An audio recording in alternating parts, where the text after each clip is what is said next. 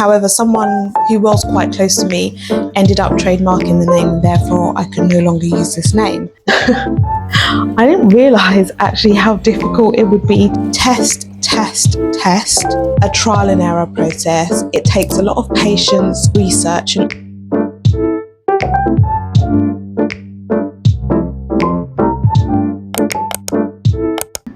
Hi guys, and welcome to my channel. If you're new here, my name is Charlene.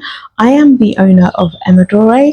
Welcome to my channel. I started off by making candles as a hobby and really enjoyed it, and then started to look into how I could make this a potential business. But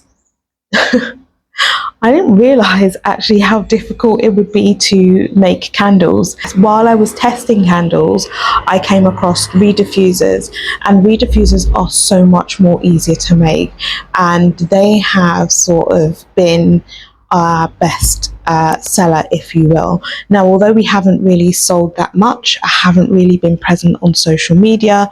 I have done a market where we didn't break even at all. I would say that the rediffusers have been the best seller, even though they have been the most expensive.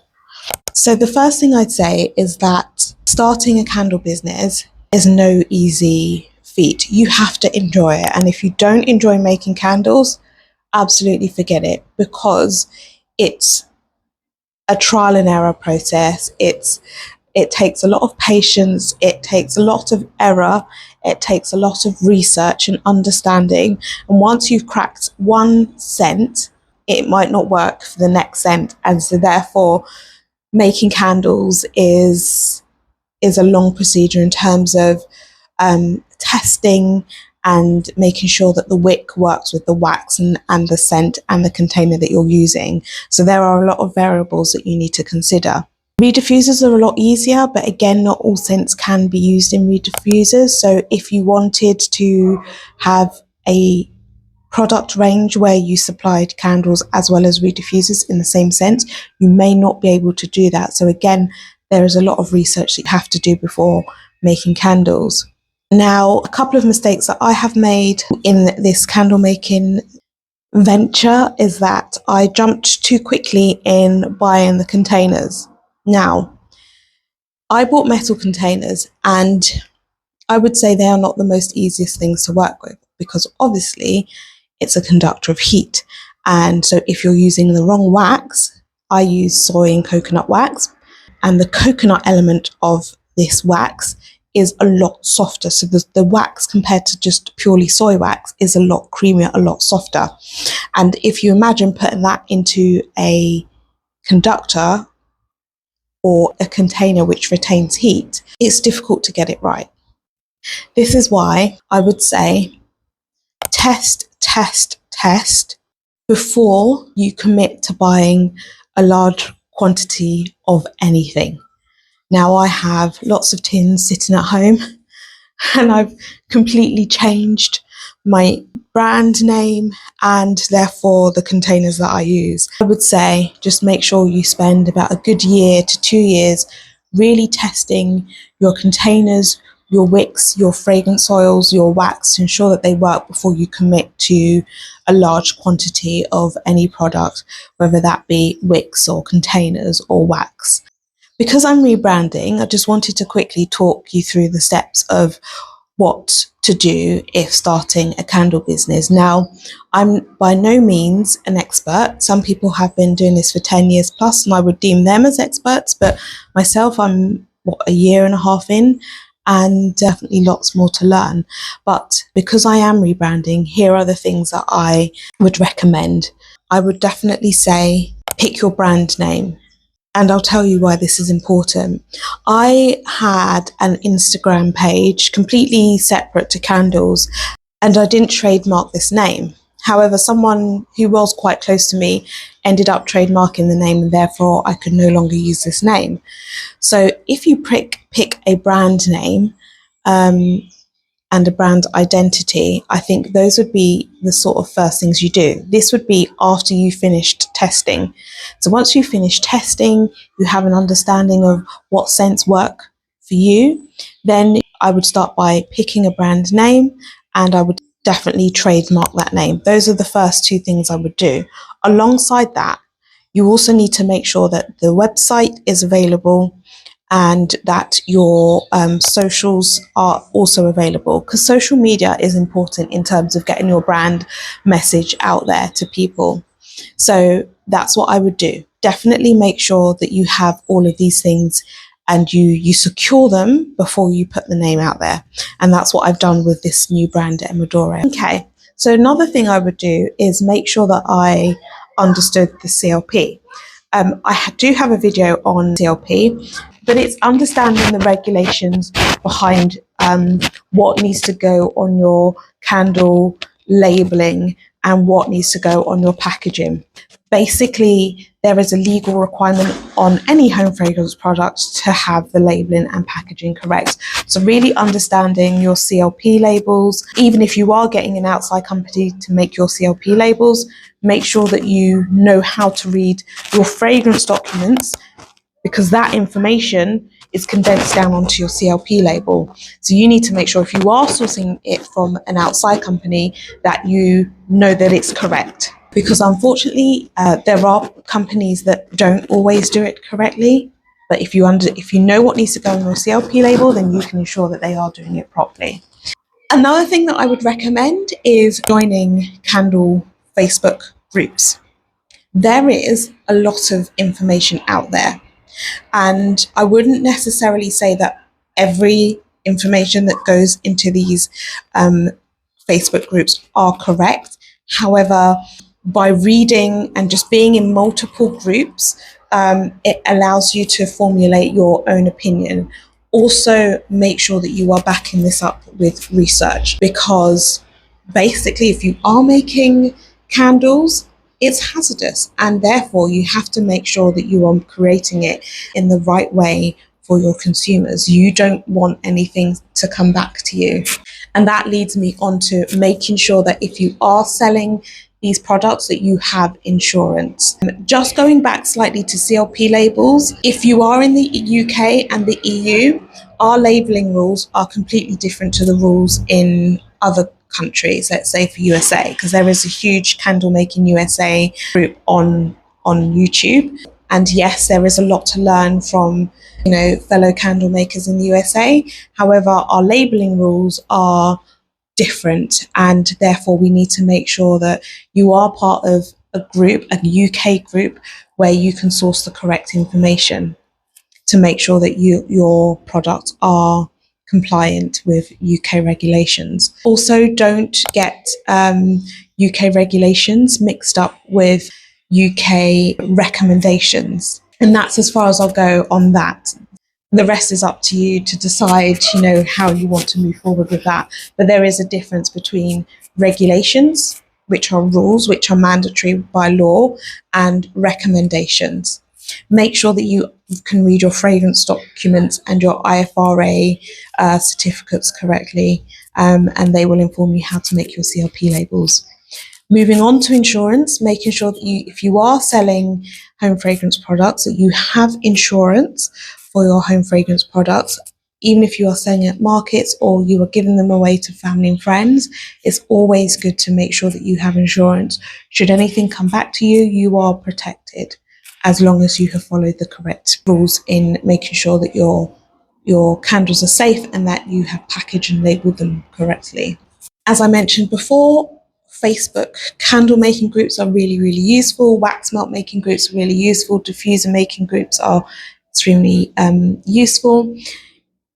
Also join some fragrance oil groups as well. So if you get your fragrance oils from a certain company, follow them on Facebook. It's really interesting. They not only let you know when they're about to drop new fragrance oils, people also recommend their favorites, what works for them. And so it's really interesting sort of just seeing what people are buying, what customers are buying from, fellow candle rediffuser makers. So it's a really invaluable source of information. And there's so much to learn and so much to read. So I would definitely recommend joining a few of those groups. Another thing I would recommend, obviously, because I'm rebranding, is sort of thinking about your packaging and how you want your packaging to look, how you want your brand to look, how you want your packaging to look, and what experience you want to give to that customer. Whether you're going for a more fun, sort of cutesy vibe, or whether you're going for a more luxury vibe, have a think about packaging. With that, you also need to know who your target audience is, if you're going to be a more luxury sort of brand, or if you're going to be a more affordable brand. Just bearing those things in mind when you're thinking about your containers and your packaging and so forth. When you are taking those things into consideration, also have a think about your cost of goods. So really break down how much it would cost you to make one product. And depending on whether you're selling wholesale or retail, you can then decide what your pricing structure is going to be. Now, never leave yourself short because one, we don't really factor in our time to when we're making one candle. We can't really put a price on that. And so really do some research about how to price your candles. Now, if you want me to do a video on that, I'm more than happy to do that. I think the rule of thumb, what other people have said and what I've tried is ×3 or ×4. Now, if you're doing wholesale, the rule of thumb is ×2. And if you're going for retail, the rule of thumb is ×4. But that depends on your customer base and the type of brand you have. So really do some research on how much you should be selling your products for. If I was to start off doing candle making again, I would definitely recommend starting with 1 wick, 1 wax, and 1 scent. And 1 container. Now I have a video called 1 wick, 1 wax and 1 scent, and hopefully it will be out by the time you are viewing this. So please do go ahead and listen to that video because it is full of important information and it just saves you so much sort of money and time. Because there are so much variables, there are so many things that you can spend your money on. But really sort of starting it slow and starting at the beginning with 1 wick, 1 wax and 1 scent and 1 container, it will really help you then figure out where you need to go next. Do I need to wick down? Do I need to wick up? Do I need to change the wax? Do I need to change the fragrance oil? So yeah, really start off with keeping it basic and keeping the variables really, really low. There are some people who can just get it off the bat. They just get it right the first time. But there are many of us who continually face challenges in terms of getting the right sort of burn, just low sooting, low flame flickering, correct. So yeah, just research, and just keep it basic at the beginning. So obviously I've spoken about your CLP labeling, making sure you trademark your name, you're thinking about packaging, you've already tested your products before you even reach this stage, you've secured your socials, and you've bought insurance. I would also register your business. You don't necessarily have to register for VAT until you make a profit of £1,000, but you do need to register your business, especially if you're thinking about sort of selling. So I just wanted to talk about where I see myself sort of going in the future. Now, hopefully you would have seen my video explaining our new rebranding, which is very exciting. And I think moving forward for this new brand, Emma Dore, I do want to try and be present on short form social media. And that's difficult for me. I absolutely love making videos for YouTube, but I just find it difficult making content for Instagram and for TikTok. However, I'm really going to try and put some effort into making sure, because I have some really good products, honestly, have some really good products, but how do I get that over to other people? And that's sort of what I'm struggling with at the moment. So that's what the aim is for the next year. Now that my trademark has come through, I can just begin to open up my page and post more on social media, which is great. Yeah, I want to try out some markets as well, which should be good. And I do want to go down the route of wholesale because I am a nurse, but I work in a school. And I do have the summer holidays off. I do have longer half-term breaks off. But during the term, I have very little time. And so if I can batch make products within the times that I have off, I would prefer to do that and ship them out as wholesale rather than having to ship individual items here and there. Obviously, my website is open and I will still aim to do that. However, I think wholesale is the main route for me at the moment. That may change in the future, but at the moment, that is where I want to go. So if you're not aware already, if you haven't seen our rebranding video, Emadore is all about evoking emotions and memory through scented products. So we do candles, reed diffusers and wax melts, and hopefully that will then branch into room sprays, linen sprays, etc. So stay tuned for that. If you have any questions or any queries, please do ask your questions down below and I will try to get back to you as soon as possible. Thank you for joining me here in lovely Corfu and take care. Bye.